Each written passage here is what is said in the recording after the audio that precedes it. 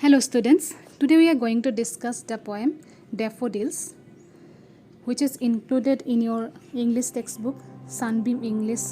Reader 2. This poem is composed by William Wordsworth. At first, let us know who was William Wordsworth. William Wordsworth was an English poet who had a great love for nature. He is famous for his influence on the romantic movement in poetry. প্ৰথমতে আমি লেখকজনৰ বিষয়ে কবিতাটোৰ যেজন কবি তেখেতৰ বিষয়ে জানিলো আহাচোন। William Wordsworth আছিল এজন ইংলিছ পয়েট যি প্ৰকৃতিক খুব ভাল পাইছিলে আৰু তেওঁ কবিতাৰ ক্ষেত্ৰত হোৱা ৰমন্যাসবাদ বা ৰোমান্টিক আন্দোলনৰ ক্ষেত্ৰত যথেষ্ট প্ৰভাৱ বিস্তাৰ কৰিব পাৰিছিলে। In this section 5, before the poem The Daffodils begins, we find a box where asked to you about how you feel when you visit a beautiful flower garden. যেতিয়া তুমি কোনোবা এখন ধুনীয়া বাগিচা যিখনত ফুলেৰে ভৰি থাকে তেনেকুৱা এখন বাগিচা দেখাৰ লগে লগে তোমাৰ মনলৈ কেনে ধৰণৰ ভাৱ আহে সেই বিষয়ে এই বক্সটোত সোধা হৈছে। Now let us read the poem. I wandered lonely as a cloud that floats on high over vales and hills, when all at once I saw a crowd, a host of golden daffodils, beside the lake, beneath the trees, fluttering and dancing in the breeze. Continuous as the stars that shine and twinkle on the Milky Way, they stretched in never-ending line along the margin of a bay. 10,000 saw I at a glance, tossing their heads in sprightly dance. The waves beside them danced, but they outdid the sparkling waves in glee. A poet could not but be gay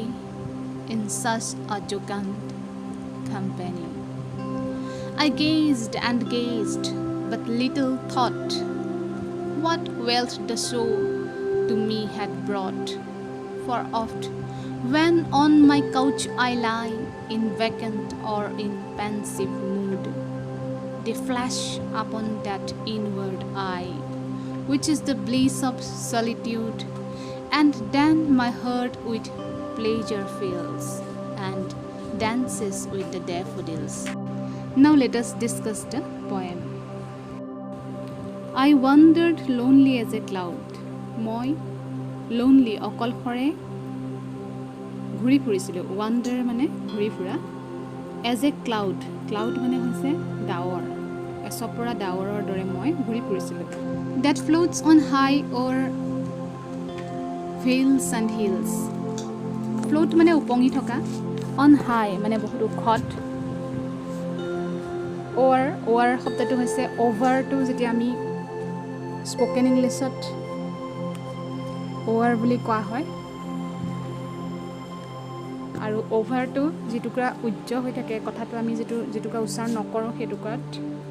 এপ্ৰষ্ট্ৰফি দিয়া হয়। ইয়াতো দিয়া আছে vales মানে উপত্যকা and hills পাহাৰবোৰ আৰু উপত্যকাৰ ওপৰেৰে মই অৰ্থাৎ কবি যেন ডাৱৰৰ দৰে বহুত ওখত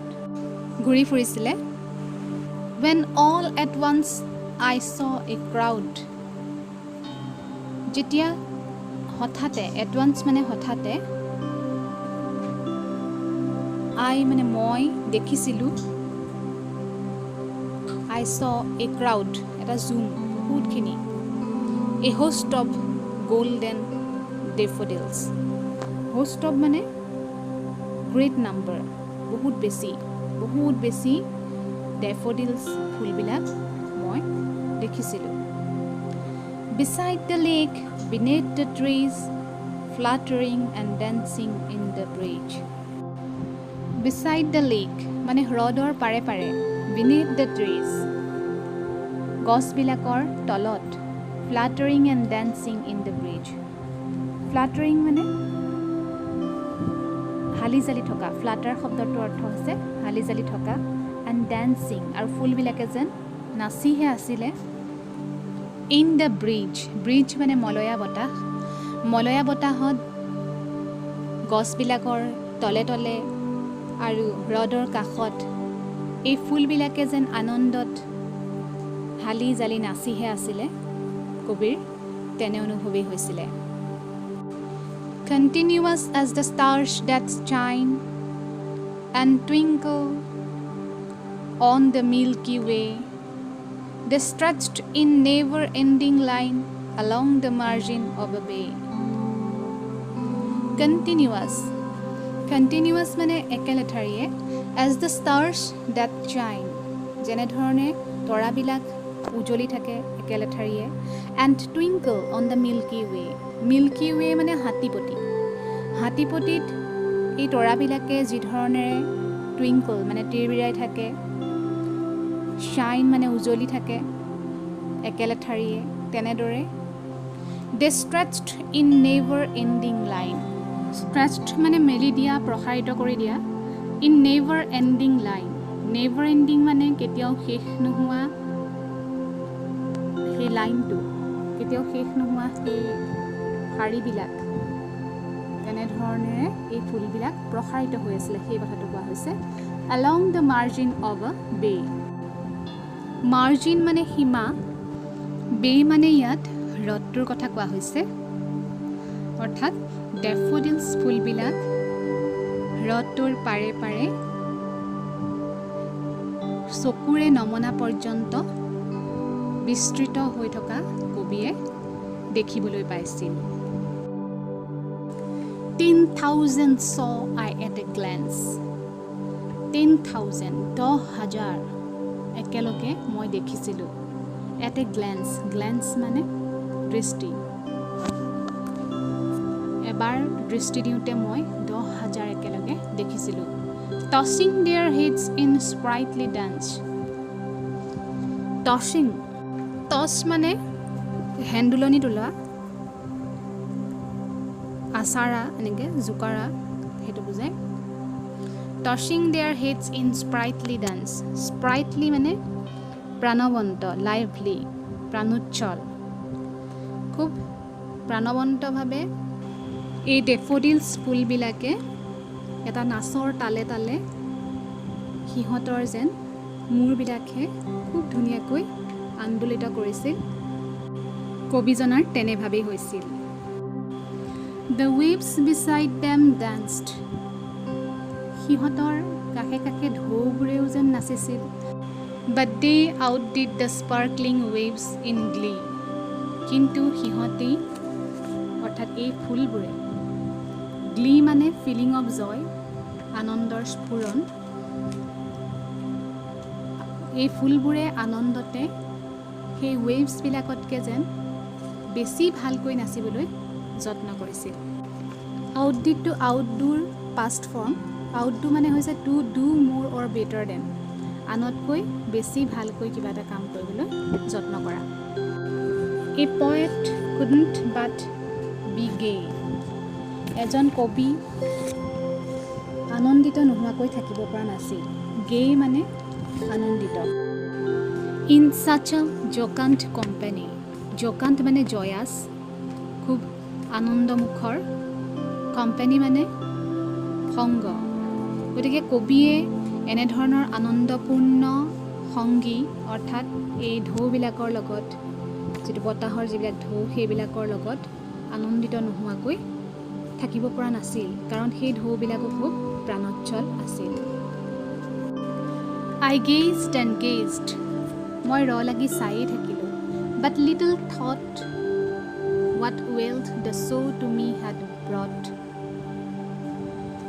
কিন্তু অকণমানি চিন্তা যে কি সম্পদ wealth মানে সম্পদ the show এই দৰ্শনীটোৱে মোলৈ লৈ আহিছিল to me had brought মোৰ কাৰণে এই গোটেই দৰ্শনীটোৱে এই সুন্দৰ ফুলবিলাকৰ সৌন্দৰ্যই মোৰ মনলৈ কি সম্পদ এটা কঢ়িয়াই আনিছিলে সেই বিষয়ে মই ভাবিছিলোঁ মই মানে কবিয়ে ভাবিছিল For oft when on my couch I lie in vacant or in pensive mood For oft মানে oft শব্দটোৰ অৰ্থ হৈছে often oftener short form to oft মানে প্ৰায়ে when on my couch মানে শুব পৰা কিবা আচবাব I lie যেতিয়া মই বিছনা বা অন্য কিবা সোফা এনেকুৱা ধৰণৰ য'ত শুব পাৰি এনেকুৱা ধৰণৰ আচবাবত মই পৰি থাকোঁ in vacant or in pensive mood vacant মানে খালী pensive মানে হৈছে খুব কৰোণভাৱে চিন্তামগ্ন হৈ থকা যদিহে মই কেতিয়াবা একো নাভাবোঁ বা একো চিন্তা নকৰোঁ মোৰ মনটো খালী হৈ থাকে বা মই কৰোণভাৱে চিন্তামগ্ন হৈ বিছনাত বাগৰি থাকোঁ They flash upon that inward eye flash মানে এটা ঝলক বা পোহৰ তেতিয়া এটা ঝলক বা এটা পোহৰৰ নিচিনাকৈ মোৰ ইনৱাৰ্ড আই মানে মোৰ যিটো অন্তৰ্দৃষ্টি ইনৱাৰ্ড আই মানুহৰ অন্তৰ্দৃষ্টি থাকে নহয়নে বাহ্যিক দৃষ্টিৰে আমি গোটেই বাহিৰৰ জগতখন দেখা পাওঁ আৰু অন্তৰ্দৃষ্টিৰে আমাৰ মনৰ ভিতৰত চলি থকা চিন্তা বা মনোজগতৰ কাৰ্যকলাপবিলাক দেখা পাওঁ which is the bliss of solitude bliss মানে হৈছে আমি যিটো পৰম আনন্দ বুলি কওঁ great happiness solitude মানে অকলশৰীয়া অৱস্থা নিসংগতা গতিকে অকলশৰীয়া হৈ থকা অৱস্থাত কবিৰ মনলৈ সেই দৃশ্যাৱলী মানে ডেফোডিলছ ফুলবিলাক দেখাৰ যি সৌভাগ্য কবিৰ হৈছিলে ডেফোডিলছ ফুলবিলাক ইমান সুন্দৰকৈ দূৰ দূৰণিলৈকে বিস্তৃত হৈ আছিলে আৰু সেই ফুলবিলাকৰ দৃশ্যাৱলী কবিৰ মনলৈ যেতিয়া কবি অকলশৰীয়া নিৰ্জন সময়ৰ সন্মুখীন হয় তেনে সময়ত তেওঁৰ বাবে সেই দৃশ্যপটৰ সোঁৱৰণীয়ে অকলশৰীয়া সময়ত আনন্দৰ বাৰ্তা কঢ়িয়াই আনে সেই সোঁৱৰণীয়ে তেওঁক পৰম সুখ দিয়ে And then my heart with pleasure fills and dances with the daffodils আৰু তেতিয়াই মোৰ অন্তৰখন আনন্দত ভৰি উঠে and dances with the daffodils আৰু সেই ডেফোডিল ফুলবিলাকৰ দৰেই নাচি বাগি থাকিবলৈ ধৰে অৰ্থাৎ কবিৰ মনলৈ যেতিয়া অতীতত সেই ডেফোডিলছ ফুলৰ বাগিচা দেখাৰ যি মধুৰ সোঁৱৰণ সেই মধুৰ সোঁৱৰণ তেওঁৰ নিসংগ অৱস্থাত মনলৈ ভাহি আহিলে তেওঁ সেই ডেফোডিলছ ফুলবিলাকৰ দৰে তেওঁৰ মনটো উৎফুল্ল হৈ পৰে So this is a very famous poem of poet Wordsworth I think you have enjoyed a lot. Thank you.